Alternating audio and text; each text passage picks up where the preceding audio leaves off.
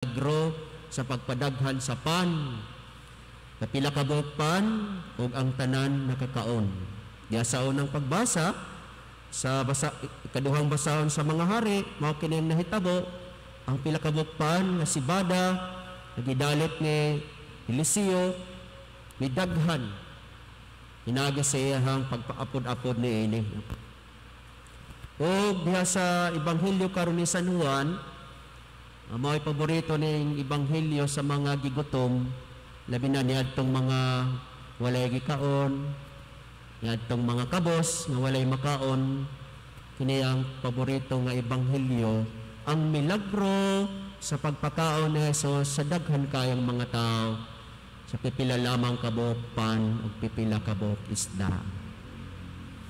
Gani, human makakaon ang daghan kayang mga tao, mga busog, mingon sila, siya gayod ang propeta nga muanhi sa kalibutan. Nakaamong ko sila na siya gayod, dili ordinaryo lamang nga tao. Apan sa Jesus wala lamang nagpailang, siya ang Mesiyas, pinaginining maong talagsaong milagro, dakong milagro sa pagpakaon sa daghang mga tao, damang sa pipila kabuk pan o pila kabuk isda. Apan siya nagpaila na siya matuod gayon nga Dios. Apan Dios nga maluluyon, Dios nga nahibalo sa panginahanglan sa iyang mga katawhan, ug Dios nga mapaubsanon. Ining mga milagro nakapahinumdom kanako samtang dito pa ko sa kanhin akong parokya sa panahon sa Semana Santa, panahon sa Via Crucis. Doon na may mga tao nga diskontento na kayo sa Via Crucis, kay doon na lang kaya bitaw ang maklayon. Niadto ko no, abot pa sila udto, mabati nila ang kainit sa adlaw, pagsakripisyo.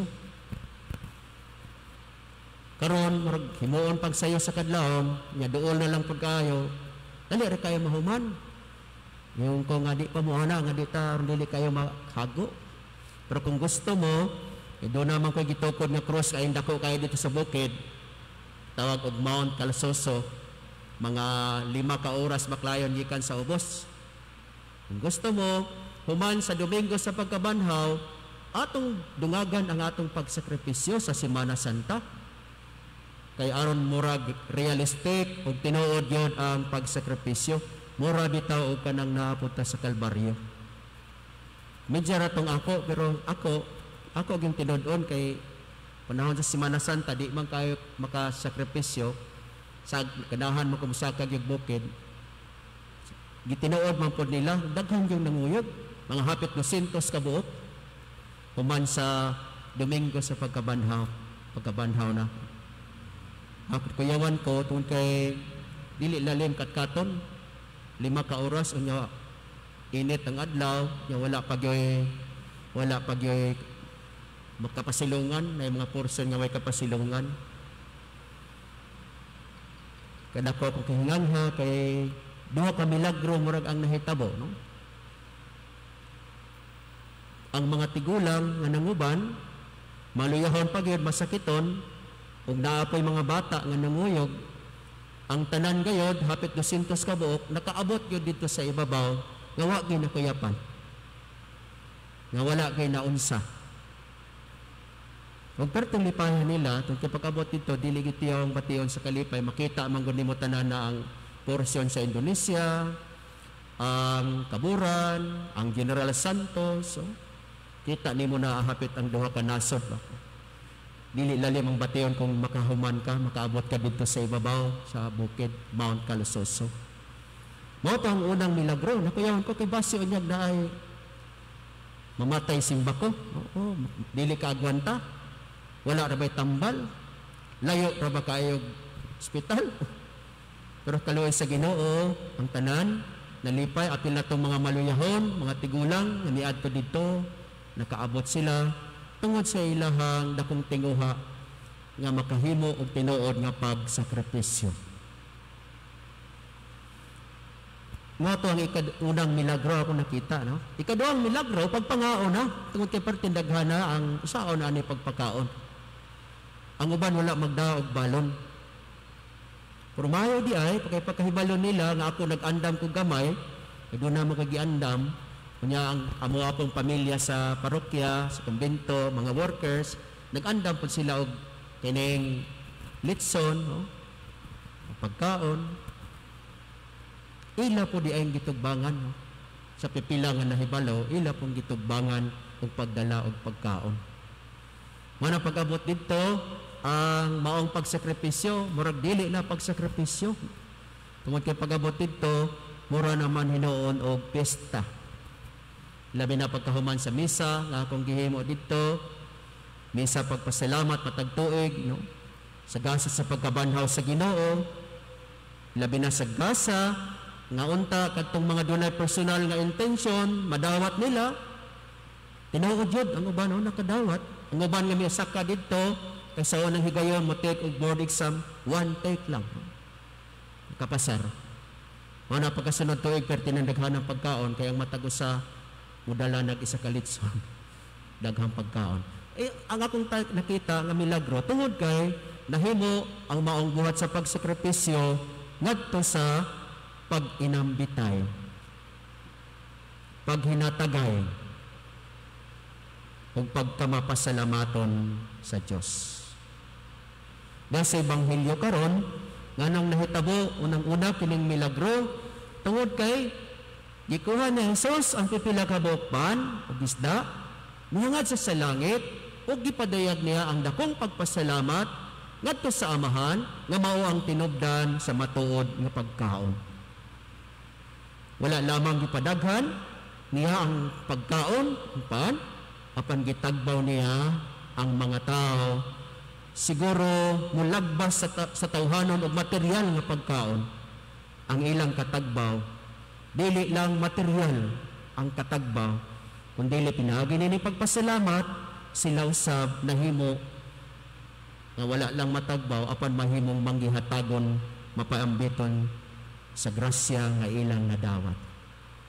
Maigsuon, gikan niini kining maong mga tao dili lang makaingon nga siya propeta ug Mesiyas sama sa Ebanghelyo karon. Kung nakakaon ng mga tao, may usat siguro nga siya ang propeta nga muaning sa kalibutan. Apan, sa tinuod, ang mga tao nga makakaton sa pagpasalamat sa Diyos tungod sa mga pabor nga gihatag kanila, muila sa Diyos nga manggiloyon ug mahibalo sa atong mga kahimtang ug sa atong mga panginahanglan. Nindot ang kanta ni Sir karon sa Salmo, no? Ang Diyos mo'y nagpakaon kanato, no? Ang kamot sa Ginoo mao ang naghatag kanato, nagbuhong kanato sa pagkaon ug sa atong mga gikinahanglan. Maigsuon, kini siguro ang simple apan dako-dako pod nga hagit nga balyo, gospel balyo nga atong nadungog karong adlaw. Magsilbi usab kini nga hagit kanato ang pagpaambit mao ang gospel value nga atong nadungog karon. Pagka mapaambiton, pagka manggihatagon. Kung nakabantay kita, anong sa atong palibot karon daghan pa kayo ang mga pobre, daghan kayo ang mga pobre, ug daghan po kayo ang mga gigutom. Kinitungod kay dili kayo patas ang pagdawat sa mga grasya nagihatag sa Dios dinhi sa atong katilingban. Dili kayo patas ang pagdawat sa mga grasya ug mga panalangin nga makabuhong kanato sa mga pagkaon. Samtang ang uban padayon nga daghan kaayo sila og makaon, apan kadaghanan ang kuno nato karon sa atong palibot mas daghan pa kaayo ang kulang og mga pagkaon. Maigsuon, kung naa lang unta, kining batasan sa pagkamapasalamaton, una sa tanan, nato sa Ginoo, mahitabo po siguro ang dakong milagro, tungod kay kining mga walay makaon, makakangko naman sila og mga pagkaon. Makadawat sila og mga pagkaon tungod sa mga tao nga mga manggihatagon, bunga sa ilang pagkamapasalamaton. Dili sa ato, daghan kayo ang mga mapasalamaton, Pero mag-unsa man kining maong mga gipaambit nila po diha sa atong katulingban. Kung sila lang, no? Karong adlaw, lipay mi ni Padre Yoyong, no? Salamat kaayo sa mga nanghatag og bugas, no? Kay niining isa na kabulan karon nga wala tay pista, walay mga misa, puros lang online, wala man gid intawon mahatod pod ang mga halad, no? Ulang. Anong pasalamat mi katong mga nanghalad og mga bugas, no? Kay wala may mga pasmo. Nya karong adlaw pod na timingan nga daghan kay nagpasalamat bitaw bisag naara sa ilang balay ning hatod intawon sila diri tagpipila ka mga plato, mga sudan. Ang salamat kaayo, no, ning mga pamilya karon timing karong adlaw, no. Daghan ang nagpasalamat, mao daghan pud ang ilang ipaambit dinhi sa amoa, no. Padayo yung nagbalita sa ako ganyan, naay daghang sudan taron, lami tag sudan. Mahulay sa tag permanente rong gulay. Laoy, tinay sudan moabot, no.